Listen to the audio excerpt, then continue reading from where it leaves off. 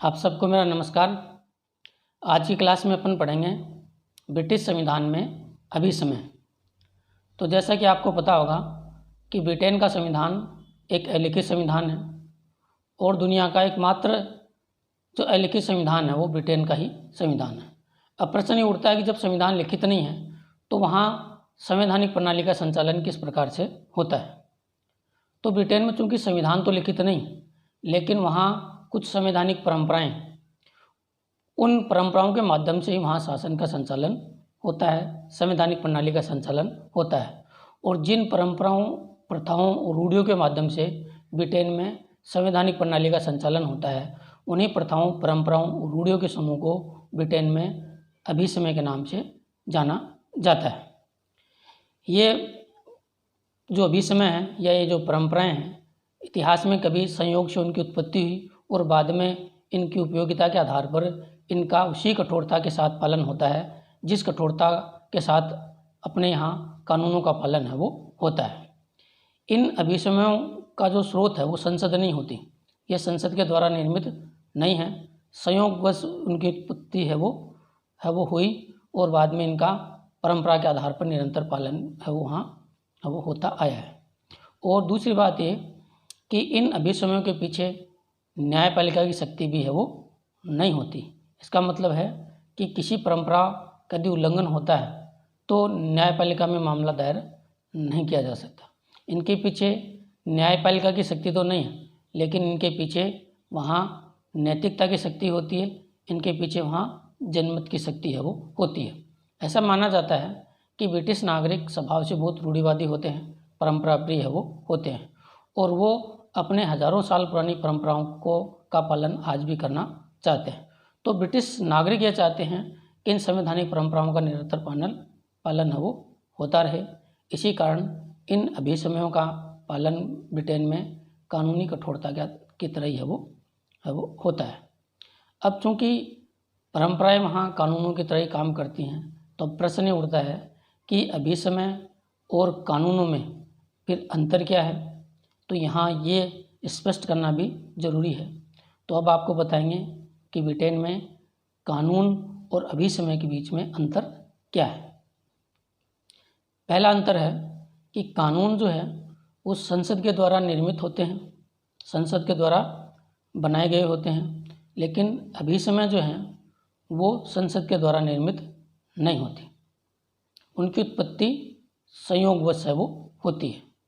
दूसरा अंतर ये होता है कि चूंकि कानून जो है वो संसद के द्वारा निर्मित होते हैं, इसीलिए वो पूरी तरह से स्पष्ट होते हैं, लेकिन अभिसमय लिखित नहीं होते, अलिखित होते हैं, इसीलिए वो कानून की तरह स्पष्ट नहीं होते बल्कि अस्पष्ट है वो होते हैं। अगली बात ये है, अगला जो अंतर है वो ये है कि कानूनों के पीछे न्यायपालिका की शक्ति होती है, जबकि अभिसमय के पीछे न्यायपालिका की शक्ति नहीं होती। अभिसमय के पीछे है वो लोकमत की शक्ति है वो होती है। तो ये है अभिसमय और कानून के मध्य अंतर। ब्रिटेन में जितने भी अभिसमय प्रचलित हैं उनको 3 भागों में विभाजित किया जाता है, यानी वहाँ कुल 3 प्रकार के अभिसमय है वो प्रचलित है। अभिसमयों का जो पहला प्रकार है वह है सम्राट से संबंधित अभिसमय, दूसरा है मंत्रिमंडल से संबंधित अभिसमय और तीसरी श्रेणी है वह है संसद से संबंधित अभिसमय। अब अपन बात करते हैं सम्राट से संबंधित अभिसमय। तो सम्राट जो कुछ भी कार्य करता है वो कार्य परंपराओं पर आधारित है। जैसे कि सम्राट जो आम चुनाव के बाद बहुमत प्राप्त दल के नेता को जो है वो प्रधानमंत्री नियुक्त करता है, ये एक अभिसमय है। दूसरी बात कि सम्राट जो है वो मंत्रिमंडल के परामर्श के अनुसार कार्य करेगा, ये भी वहाँ लिखित नहीं है बल्कि एक अभिसमय है, एक प्रचलित परंपरा है। ब्रिटेन का सम्राट वहाँ का जो निम्न सदन है, कॉमन सभा, उसको भंग कर सकता है, लेकिन उसको भंग करने की शक्ति का जो प्रयोग है वह प्रधानमंत्री के परामर्श के आधार पर ही है वो करता है। सम्राट है मंत्रिमंडल की अध्यक्षता नहीं करता और सम्राट जो है वो अभिसमय के आधार पर ही मंत्रिमंडल की अध्यक्षता है वो नहीं करता। तो ये सब परंपराएं हैं जो कि सम्राट से संबंधित है। अब अभिसमयों की जो दूसरी श्रेणी या दूसरा प्रकार है वह है मंत्रिमंडल से संबंधित अभिसमय। पहला अभिसमय है कि बहुमत प्राप्त दल का नेता ही जो है वो प्रधानमंत्री होता है। दूसरा जो अभिसमय है मंत्रिमंडल के संबंध में वो ये है कि प्रधानमंत्री निम्न सदन का सदस्य होना अनिवार्य है, उच्च सदन का सदस्य वहाँ प्रधानमंत्री नहीं बन सकता। तीसरा जो अभिसमय है वह है कि मंत्रिमंडल की कार्यवाही गोपनीय रखी जाएगी।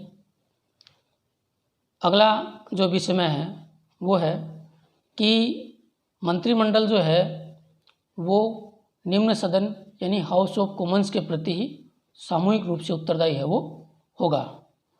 और अगला अभिसमय है कि मंत्रियों का संसद का सदस्य होना अनिवार्य है। ये ऐसे अभिसमय हैं जो मंत्रिमंडल से या प्रधानमंत्री के पद से संबंधित है।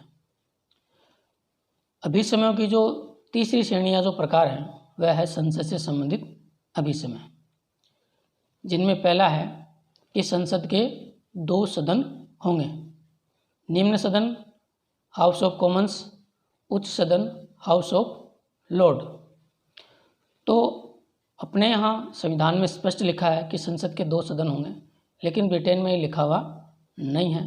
ये परंपरा के आधार पर ही प्रचलित है कि संसद के इस तरह से 2 सदन होंगे। अगला अभिसमय है कि संसद का अधिवेशन वर्ष में एक बार होना अनिवार्य है। ये लिखा हुआ नहीं है बल्कि ये परंपरा है, एक अभिसमय है। ब्रिटिश निम्न सदन का जो अध्यक्ष होता है वो स्पीकर कहलाता है। और ब्रिटेन में ये भी एक अभिसमय है कि जो स्पीकर होता है वो निर्दलीय होता है। वो स्पीकर बनने के बाद दलगत राजनीति से जुड़ा हुआ नहीं रहता। ब्रिटेन में कोई भी विधेयक जब कानून का रूप धारण करता है तो उसके प्रत्येक सदन में 3 वाचन होते हैं। और ये जो एक परंपरा है, एक अभिसमय है। कोई भी धन विधेयक जो है वो सबसे पहले निम्न सदन यानी हाउस ऑफ कॉमन्स में प्रस्तुत होता है। ये भी एक अभिसमय है। तो ये भी मैंने आपको बताया कि ब्रिटेन में अभिसमयों के कितने रूप प्रकार है वो प्रचलित है। अब प्रश्न ये उठता है कि वहाँ इन परंपराओं का पालन क्यों होता है। दुनिया में अनेक देशों में लिखित कानूनों का उल्लंघन हो जाता है, लेकिन ब्रिटेन में जो परंपराएं हैं उनका भी कानून की तरह ही कठोरता के साथ पालन है वो किया जाता है। तो अब अपन पढ़ेंगे कि ब्रिटेन में अभिसमयों का पालन क्यों किया जाता है, वहाँ अभिसमय के पालन के पीछे कौन से कारण है वो उत्तरदायी हैं। तो देखिए, अनेक ऐसे कारण हैं जिनके आधार पर ब्रिटेन में अभिसमयों का पालन कानून की तरह कठोरता के साथ किया जाता है। अभिसमय के पालन के लिए पहला जो कारण माना जाता है वो होता है अभिसमयों की उपयोगिता। क्योंकि अभिसमय वहाँ संपूर्ण संवैधानिक व्यवस्था के संचालन के लिए उपयोगी हैं, सहायक हैं और उनकी इसी उपयोगिता के आधार पर उनका पालन वहाँ किया जाता है। दूसरा जो कारण माना जाता है अभिसमय के पालन के पीछे वो होता है कि ब्रिटेन में अभिसमय के पीछे लोकमत की शक्ति है वो होती है। यानी ब्रिटिश जनता चाहती है कि अभिसमयों का पालन वहाँ जो है वो कठोरता के साथ हो। कई बार ऐसा हुआ भी कि कुछ सरकारों ने या कई बार संसद ने अभिसमयों का उल्लंघन करने का प्रयास किया तो लोगों ने उसका तीव्र विरोध किया। परिणाम स्वरूप अभिसमयों का पुनः पालन है वो किया जाने लगा। तो अभिसमय के पीछे लोकमत की शक्ति होने के कारण उनका जो है वो कठोरता के साथ पालन वहाँ होता है। और एक कारण उत्तरदायी माना जाता है ब्रिटिश नागरिकों का रूढ़िवादी स्वभाव।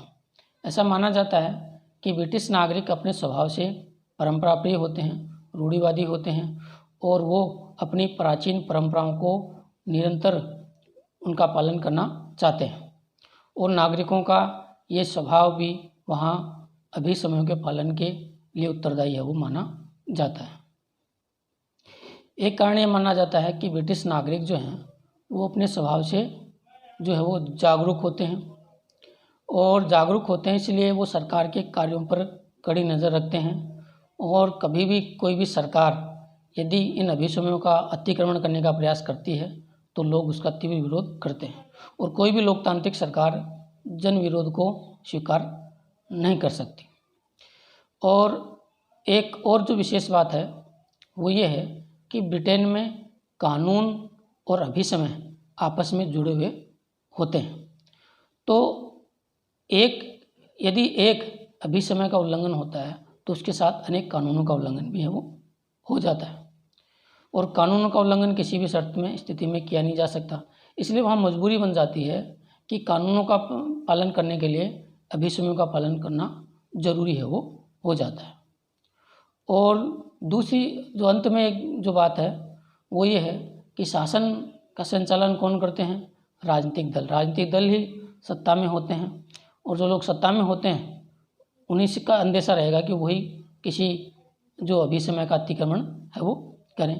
लेकिन ब्रिटिश जो राजनीतिक दल हैं वो भी इन अभिसमयों के पालन के प्रति है वो सहमत हैं, वो भी चाहते हैं कि अभिसमयों का पालन वहाँ होता रहे। तो इस प्रकार ये अनेक कारण हैं जिनके सामूहिक योगदान के आधार पर ही वहाँ अभिसमयों का निरंतर पालन है वो वहाँ होता आया है। आज की क्लास में इतना ही। Thank you.